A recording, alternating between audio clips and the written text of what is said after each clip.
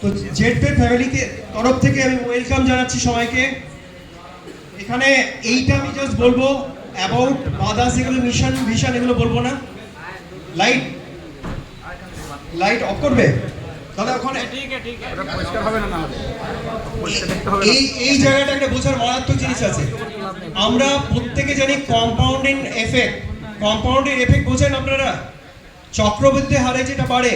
আমি এখানে বোঝাতে চাইছি একটা জিনিস আপনাদেরকে, শুধু বলবো এখন যদি টাইম বেশি লাগবে না, মজা পাবেন, আমি একটু বলতে পারি। আপনাদেরকে যদি বলি আমি 5 কোটি টাকা এখন দেব, আর আমি আর একটা অপশন দিচ্ছি 1 টাকাকে ডাবল করে কালকে 2 টাকা 4 টাকা 8 টাকা করে দেবো, 30 দিনে যেটা হবে সেটা দেবো, আপনারা কোনটা চাইবেন? কেন? অসাধারণ। দেখুন আমরা নেটওয়ার্কে আছি, এগুলো অবভিয়াসলি ইউটিউব থেকে পেয়ে যাই, বাট লজিকটা বুঝুন। 5 কোটি টাকা যে কোনো সাধারণ লোককে যদি আপনি বলেন 5 কোটি টাকা দেবো, সঙ্গে সঙ্গে সে চেয়ে নেবে। অনেকটা মাংকির মতো।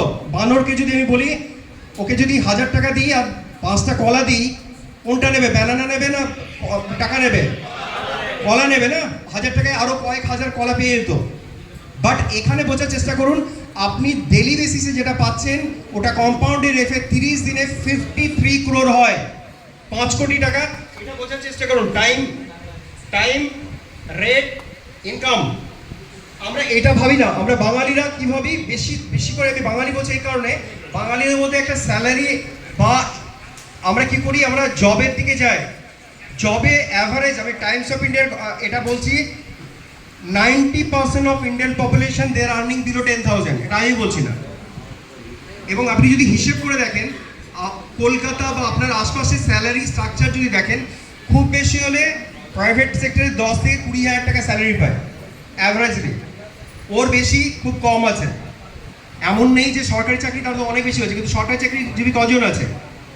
তো এখানে আমি যদি হিসেব করি 15,000 টাকা বা 10,000 টাকা, আপনি ওটা মান্থলি করে ডেলিতে নিয়ে আসুন। মানে যে 10,000 টাকা ইনকাম করে ওটা ডিভাইড বাই 30 করলে কত হবে? 350 টাকা।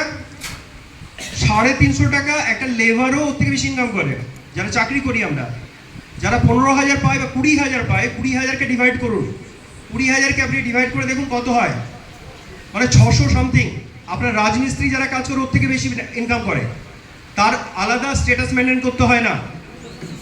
আমি এখানে কেন বলতে চাইছি এটা, আপনি দেখবেন যারা বড় বড় বিজনেসম্যান, আপনার আশপাশে মেডিসিন শপ আছে, গ্রসারি আছে, কত টাকা ইনভেস্টমেন্ট করে, এবং ওদেরকে গিয়ে জিজ্ঞেস করবেন কত টাকা ইনকাম করে। আমি এক্সাম্পল দিচ্ছি, মেডিসিন শপে এখন আমি কলকাতার কথা বলছি, 20% স্ট্রেট ডিসকাউন্ট দিতে হয়।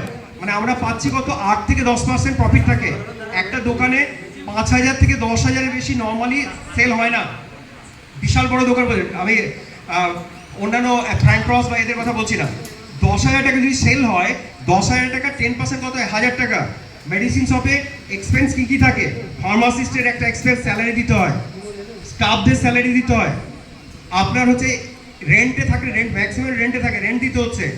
এখন ম্যাক্সিমাম মেডিসিন শপে এসি ম্যান্ডেটরি করে দিয়েছে, আলাদা ইলেকট্রিক বিল। তো আপনি 1,000 টাকা ইনকাম করি, তার মধ্যে 50% আরও বেরিয়ে যাবে। একটা মেডিসিন শপে 20 লক্ষ টাকা ইনভেস্টমেন্ট করে সে যদি 700 বা 800 টাকা ইনকাম করে, তার থেকে জেডপে থেকে আপনি ইনকাম বেশি করতে পারছেন না? করতে পারছেন না? আমি সেই জায়গাটা দেখাবো আপনাকে। এর জন্য আপনার কোনো ইনভেস্টমেন্ট লাগছে না। আপনি যদি ইনভেস্টমেন্টের কথা বলি, যে বিজনেসম্যান বা চাকরিজীবী কারা আছে, আপনি যদি ডক্টরের সাথে কম্পেয়ার করেন, একটা ডক্টর চেম্বারে যায় এখন 500 টাকা নিচে নেয় না। তো যদি ও 20টা করে একটা চেম্বারেও দেখে, 4টে চেম্বার করলে কতগুলো পেশেন্ট দেখছে? 20 × 4 80 খানা। 80 × 500 টাকা কত হয়? 40,000 টাকা পার ডে। 30 ডেজে কত হবে? বুঝতে পারছি? এইটা হচ্ছে টাইম কম্পাউন্ডিং। এখানে হচ্ছে 30 डेज 300 করে। सर यहाँ पर जो है जितना भी लोग है ना, तो बंगाली का नहीं सर